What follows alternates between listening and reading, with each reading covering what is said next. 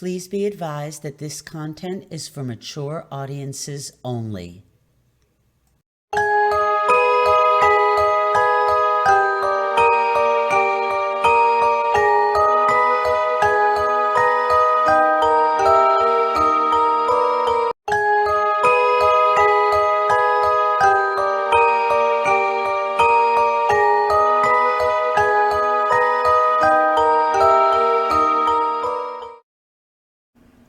Welcome to another episode of Cracklin' Rosie True Crime.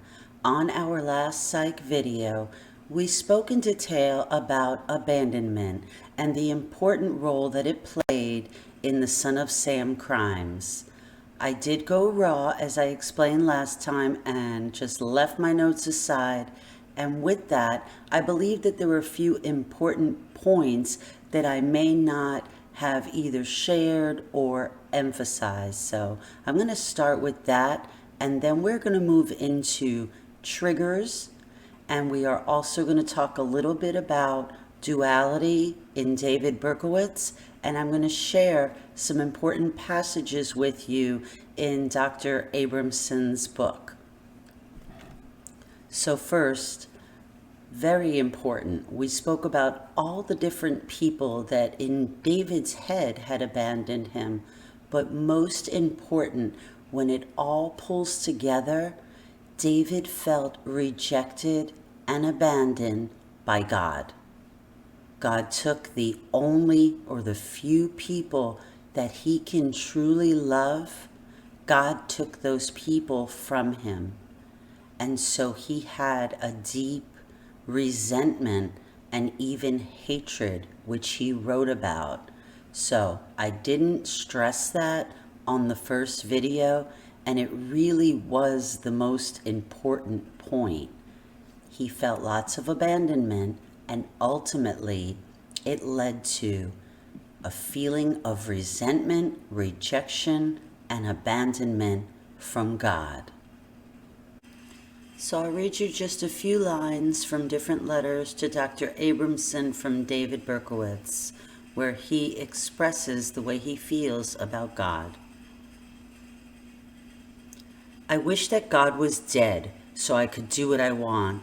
I don't like him because he's always watching me and chalking up my sins.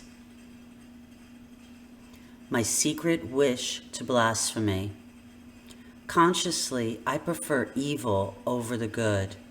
Truly, I hope that evil triumphs one day. This I've always kept a secret from everyone. I feel nervous because I know that God knows my secret wish. I'd rather read Aleister Crowley than St. John any day. I would love to read the Satanic Bible. I'd love to rip up the New Testament. I desire to blaspheme at the top of my lungs and shout obscenities at God. I think that Christ is obnoxious. I feel I ought to be punished. I want to be punished. I fear God's anger and eternal damnation, but I hate God too. I think anyone would fear someone who has the power to destroy.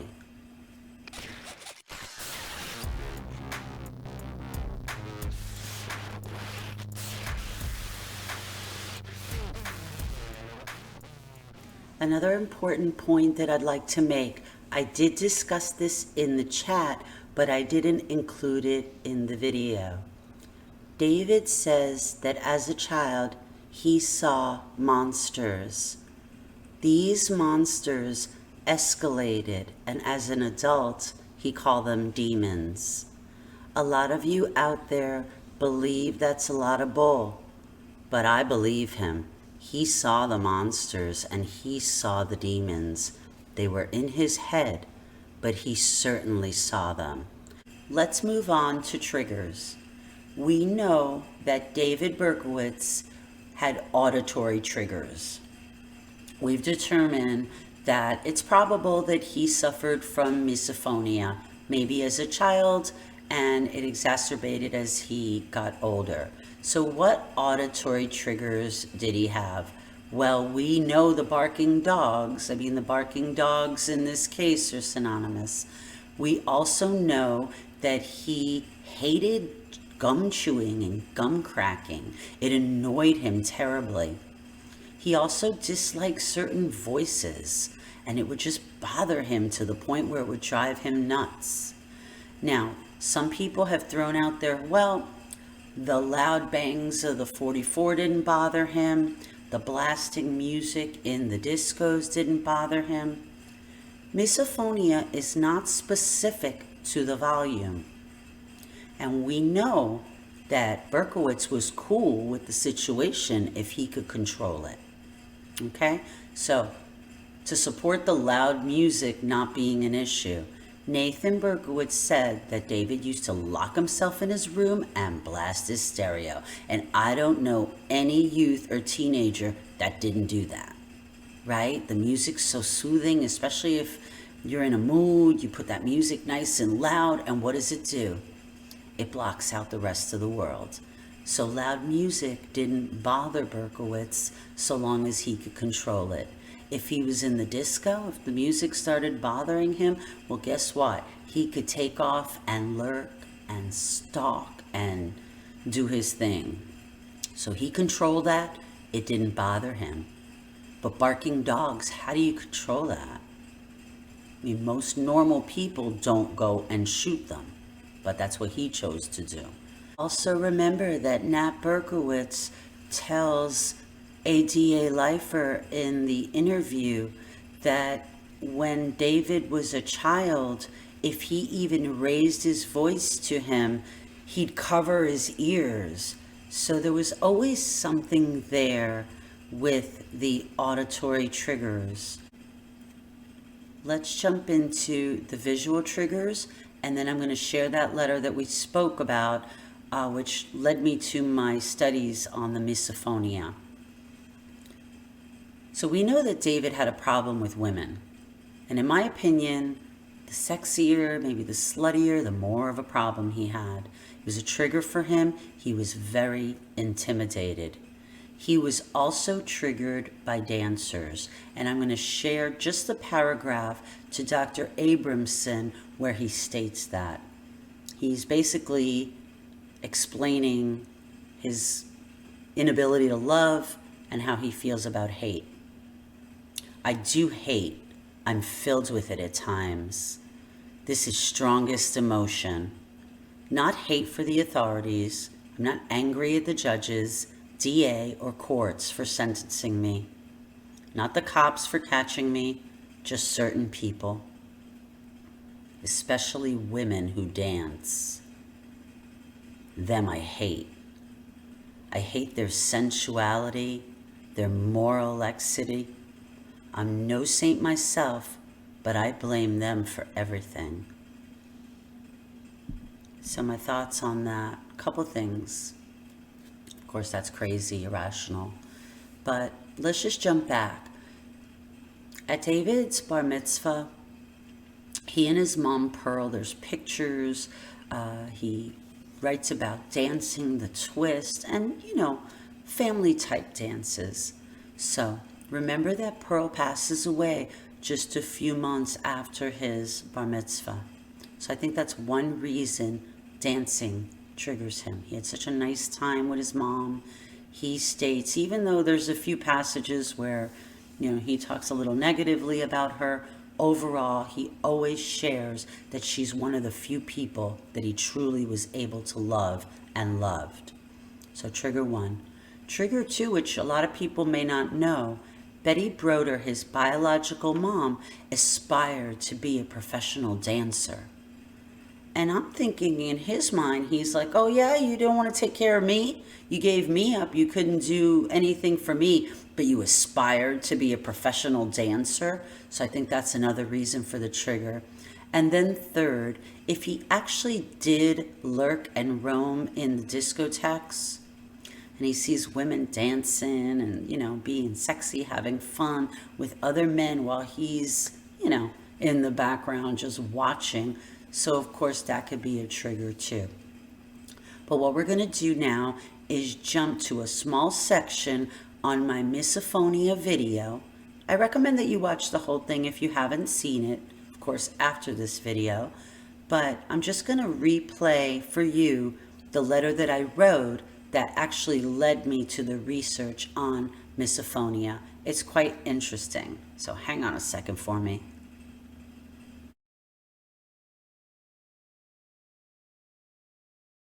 We'll start with a letter to Dr. Abramson. The information in this letter might help complement some of the research to follow. The letter's addressed Dr. Abramson, number 3, so maybe page 3 of a letter, and it's dated January 10th, 1981. Another experience was getting to meet the crazies. Since it was a psychiatric unit, I had the opportunity to see for myself how the mentally disturbed lived. I had always wondered what it was like to be a genuine psychotic, and I wanted to see if they were like the character who played the madman in Alfred Hitchcock's Psycho. None of them were, but they were disturbed enough. I was both fascinated and saddened by the behavior of these confined men who screamed and yelled at all hours without the slightest compunction. There were also fistfights, which occurred at times. However, they weren't too frequent because a straitjacket awaited those who broke the rules. Some men were tied into these things on a regular basis. I myself was placed in a jacket on at least one occasion. This is the time when I began to scream and carry on when the television was playing. Actually, it had nothing to do with the TV. Rather, this woman was cracking her gum and it disturbed me terribly. By the way, this is something I forgot to tell you, I think. Gum cracking, the filthy, disgusting, wretched habit of clicking one's chewing gum in her mouth is, I believe, a crime to be punished only by death. Nothing but nothing enrages me more than to see a man or woman, it's most often done by a woman, I noticed, making constant cracking noises with chewing gum.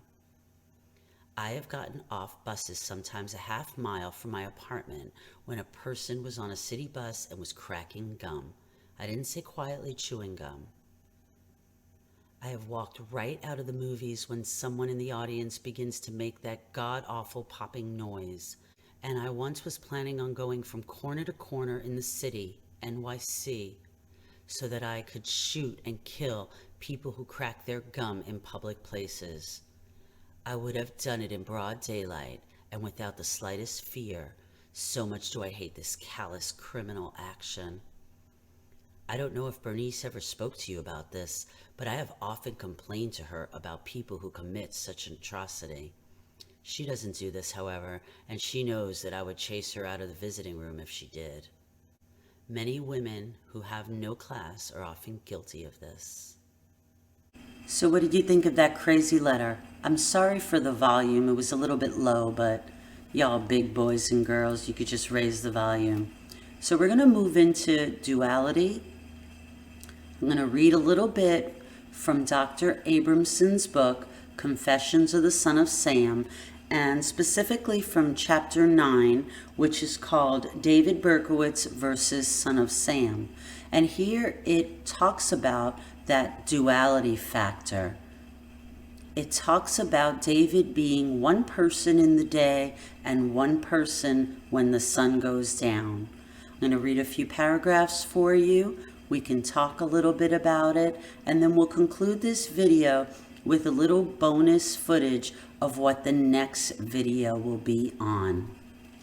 The next psych video, that is. When they arrested me, everybody said, "I can't believe it. He's the killer?" Well, if they could read my mind and seen my thoughts, then they would have known without a doubt that I was the son of Sam.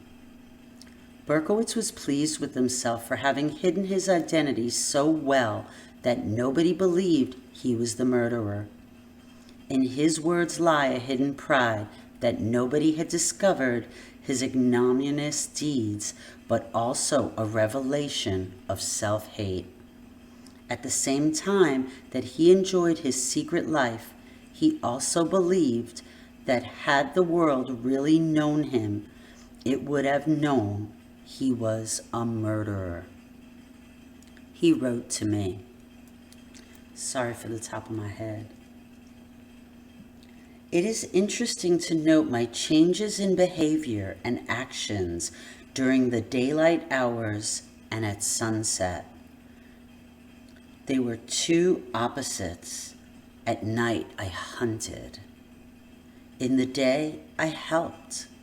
I became vicious and lethal at night to people I never even knew before and whom I just met by chance.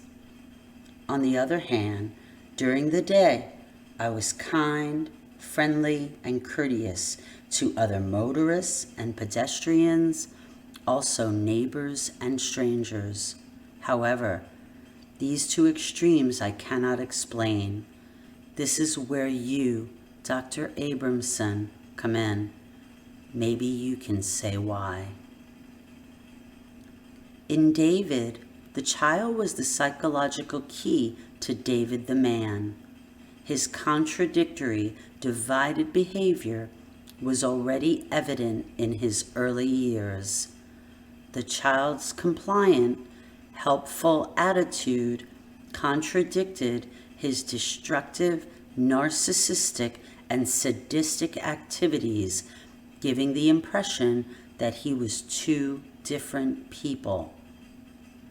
A passive, submissive, ingratiating manner existed side by side with a willful cruelty, the nature of which David himself sensed early in life. As a child, his life had already begun to take on a dual meaning. He had a double, the kind who knows everything about you, even the things you never tell. The German word doppelganger is more expressive. It describes a person whose characteristics are opposite to and contrast strongly with those traits everyone sees.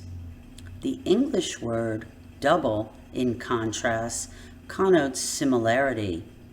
That doppelganger was not to leave him. Berkowitz told me that he knew he was a wicked, evil child, and he felt guilty. This wicked, evil part was following him. Later, it would call him Son of Sam.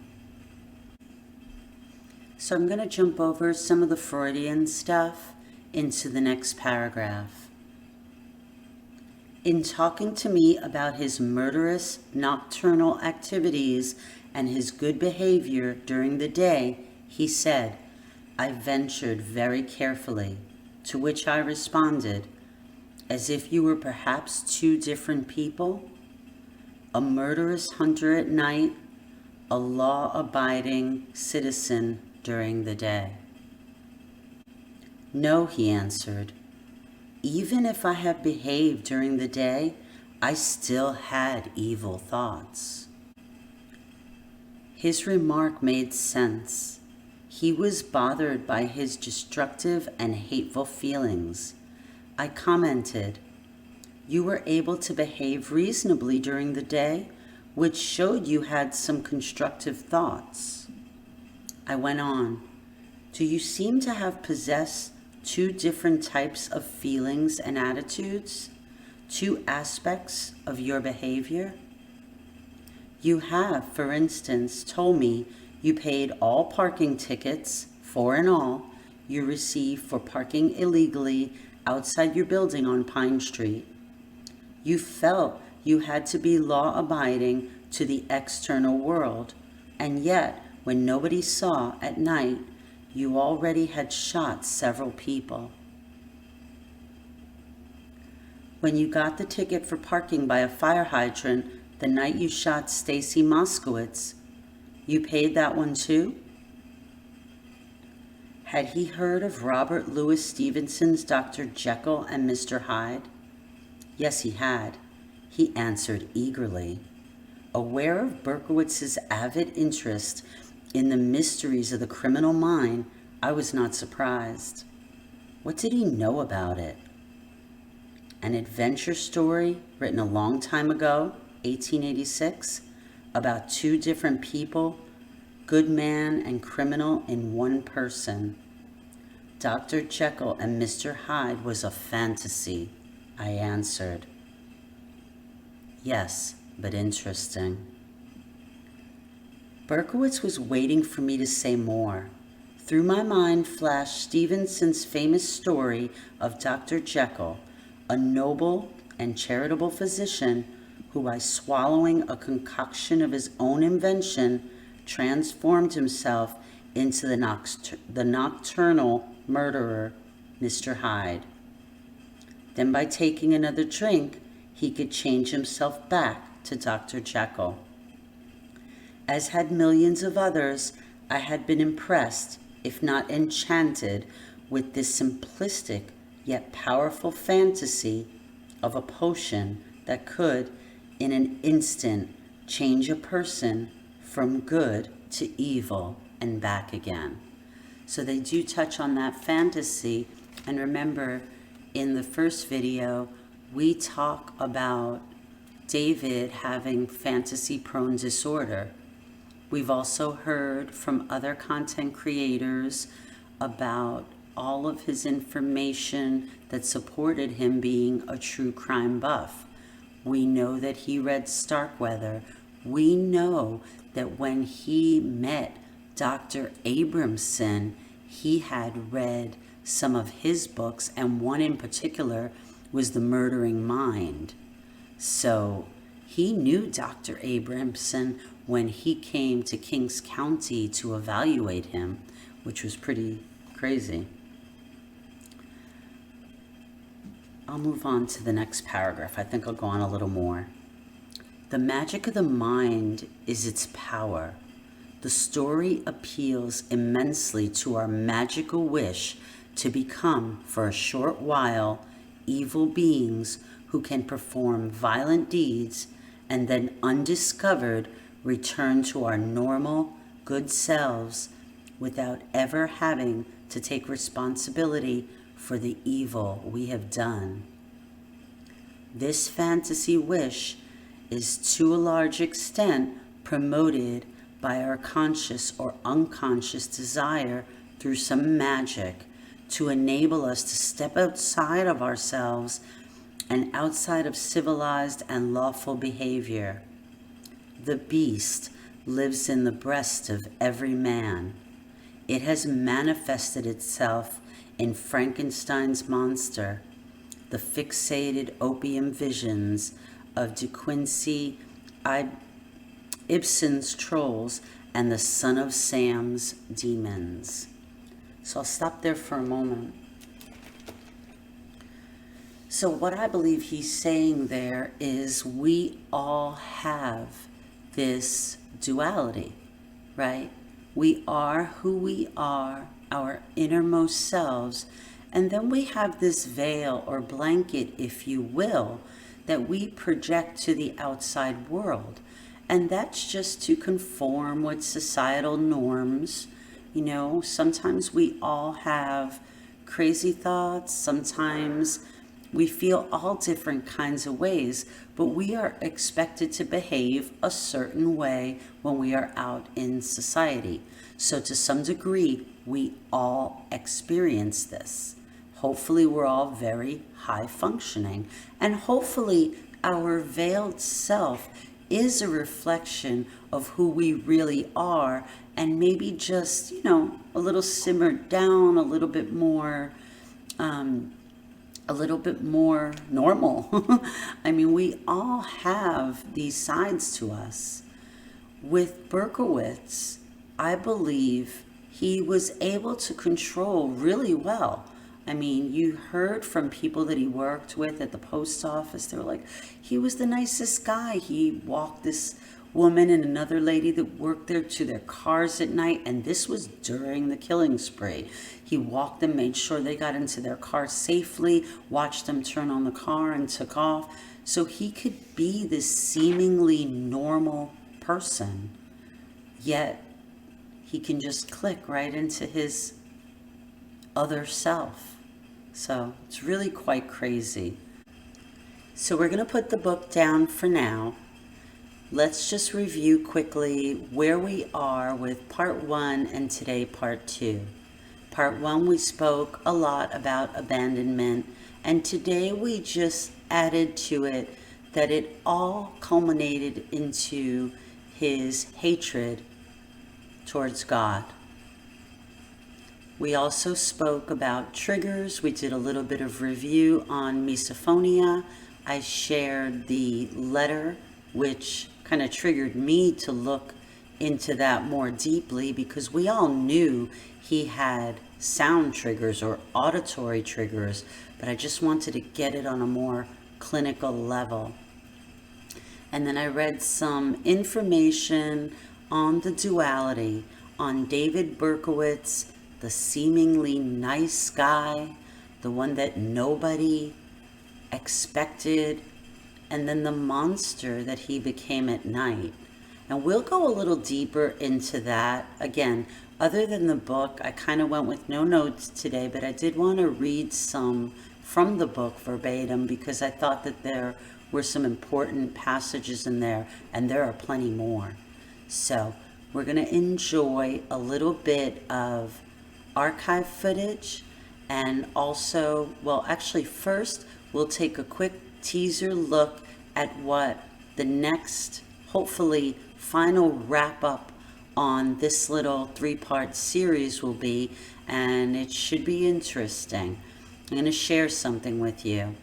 I truly believed and have since swayed from the theory that had things been different for Berkowitz, not fully swayed from it. My romantic heart and my loving heart still feels a certain kind of way, but you have someone who had high functioning mental illness.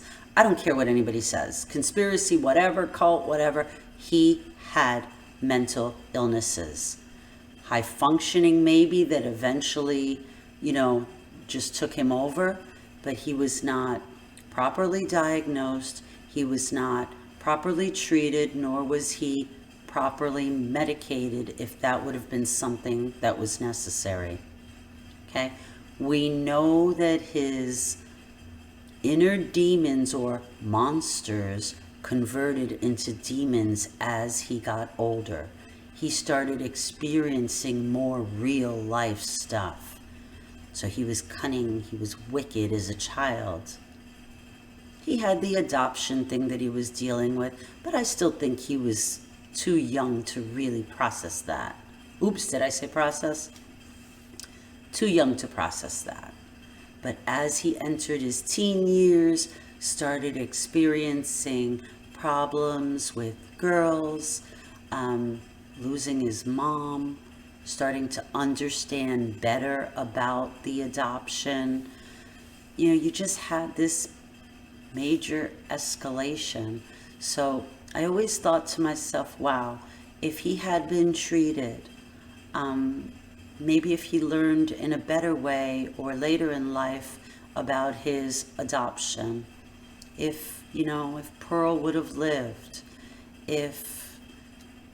I don't know what happened in the service. I have my theories, and we'll go on into that in another video. I do have theories, and I know stuff went down in the service because he came back and he just couldn't control that duality anymore.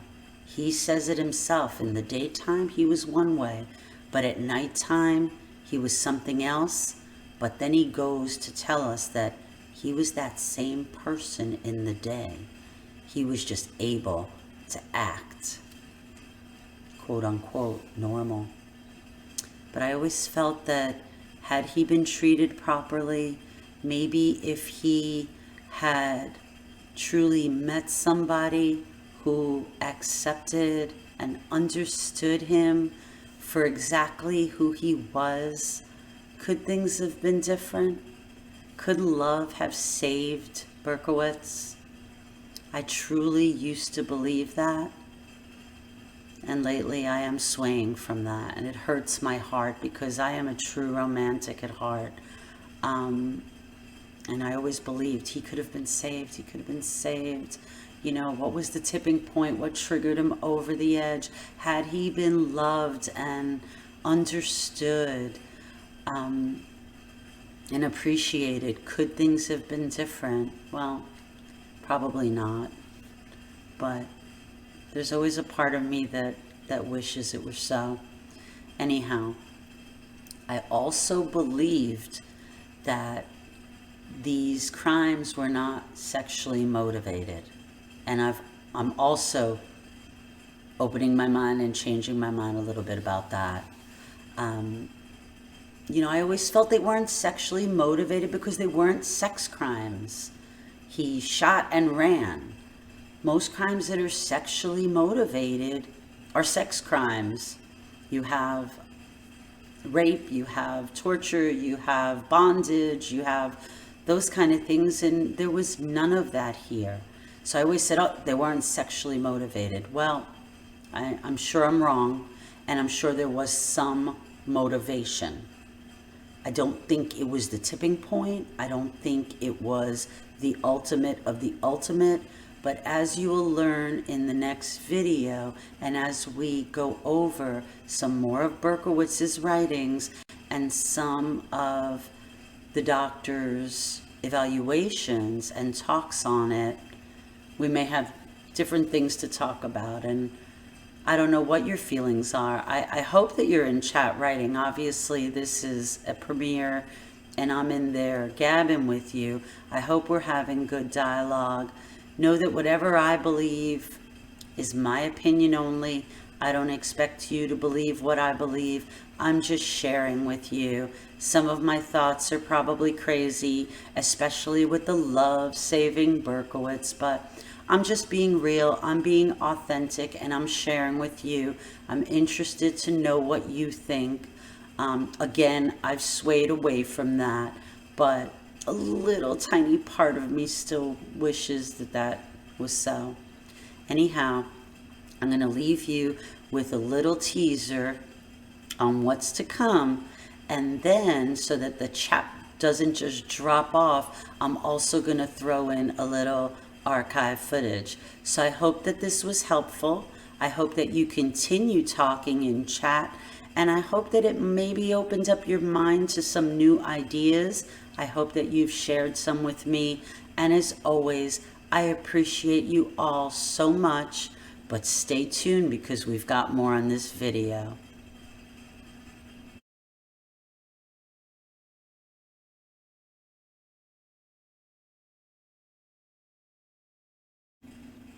Chapter 8, Sex as a Force for Murder. Love and hate are so closely intertwined that one does not always know where one emotion ends and the other takes over. It may surprise us to learn that our sexual drive, used most often to express loving feelings, is also intimately associated with hateful and murderous emotions.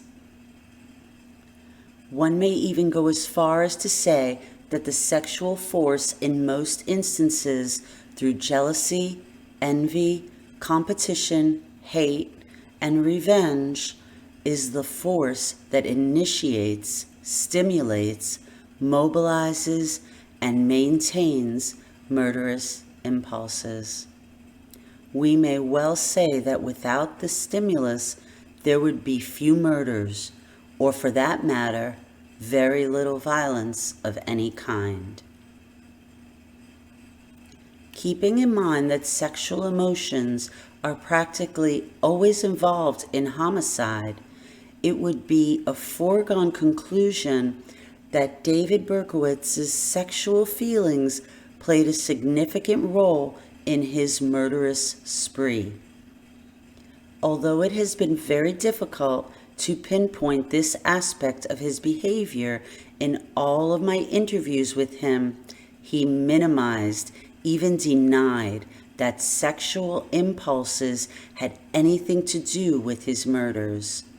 Persistent probing into his desires, fantasies, day and night dreams, and his relationship to women has revealed the powerful impetus his sexual fantasies and impulses had upon his attitudes and his behavior, specifically his multiple murders.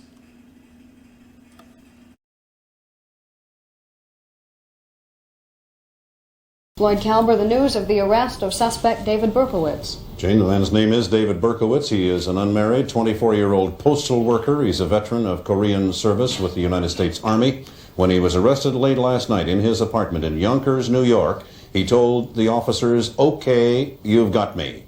David Berkowitz is expected to be booked, as Jane mentioned, in Brooklyn this morning and formally accused of committing at least one of 6 murders in the New York area in just the past year. Specifically, they expect him to be booked for the murder of 20-year-old Stacy Moskowitz on July the 31st. In the end, a parking ticket proved to be the undoing for Berkowitz. Here's Robert Hager with more of the story. This is the man police believe to be the son of Sam, the .44 caliber killer who has killed 6 and wounded 7 in a string of attacks over the last 13 months. He was arrested outside his apartment in Yonkers, New York at 10:30 last night and brought to police headquarters about midnight. He is David Berkowitz, a 24-year-old postal worker who lived alone. He was smiling as he was brought in. Detectives displayed a .44 caliber pistol found in Berkowitz's car. The police lab says its tests indicate this was the gun used in the most recent Son of Sam slaying.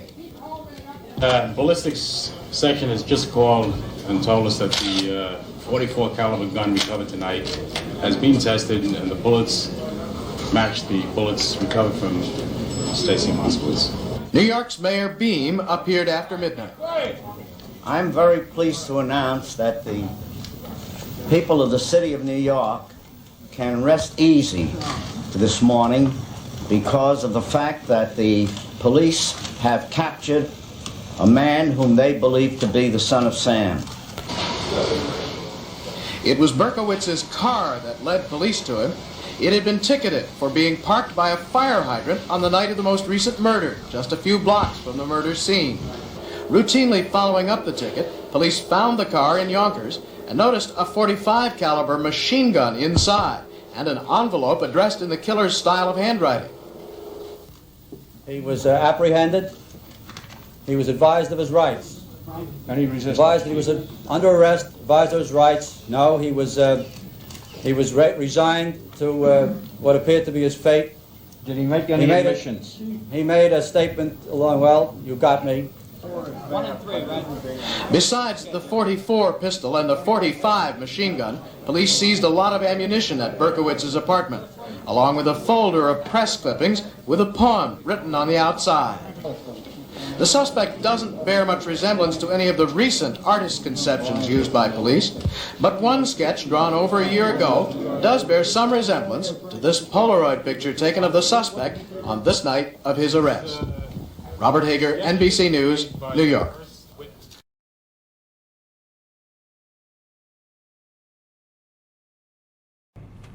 This is a very valid issue. This we've talked about in the past, and this is that there was a great deal made of the fact that in around Mother's Day of 1975, you finally found your natural mother. Yes. And there was one psychiatrist in particular who would later say that this is what put Berkowitz over the edge.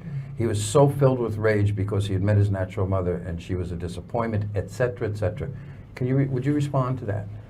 Yeah, I did find my natural mother. It was something that I just had in my heart to do. I had come across some literature from the Adoptees Liberty movement, and this was back in early 75 or somewhere around 74. And I just suddenly had this urge to go see if I can possibly find my natural parents, because I was always curious. It was always like a driving thing. And to make a long story short, I did meet, as you said, it was in '75. I even lost track of the time. I did meet my natural mother, and she turned out to be a very nice person. And we got along really good, typical Jewish mother. And I found out I had a half sister, and we really kind of hit it off pretty good. I started to go over to their house all the time. I was out in where my sister lived in Queens. She's long since moved away. My mom lived out in Brooklyn just briefly, and then moved to Long Island, to Atlantic, Long Beach. And I was over at her house a number of times. We had a fine relationship, and she used to cook meals, and it was totally false that I had any rage or animosity towards her. That was, I feel that at that time with that psychologist, he was mainly, and this is not a criticism, but look, just looking back, he was mainly interested in fitting me into these different molds that he already had. As a Freudian psychologist, he had these certain molds you have to go into. It always reverts back to the childhood, the mother, a bad relationship, but that was completely false. Which brings, if you, even for your role in it, how would you have felt if the death penalty was still around then, or was around then? Did you care at that point? There was a time when I had given up hope. I feel so far under satanic power and satanic control that I didn't care. I was more like a robot than a person. There was a time in my life when I feel that I was just utterly under a powerful influence that was destructive, and I didn't care it was a point where I didn't care if I lived or died. How did these people get such control over you? It was a process. It took time. It was like little by little. I mean, I'm telling you, I didn't know it was going to come this way. I mean, when I got out of the service, I wanted to make a life for myself. My dad was moving to Florida. Most of my friends had all gone or all changed directions in their life, and I just wanted to make a life for myself. I got an apartment. I had saved up, and when I was in the service, enough money to buy a used car, to rent an apartment. I got a job as a security guard. I enrolled in Bronx Community College. I wanted to have a future, and I don't know, everything got turned upside down. I had good goals, and I just fell into under some kind of powerful influence. I mean, Yeah.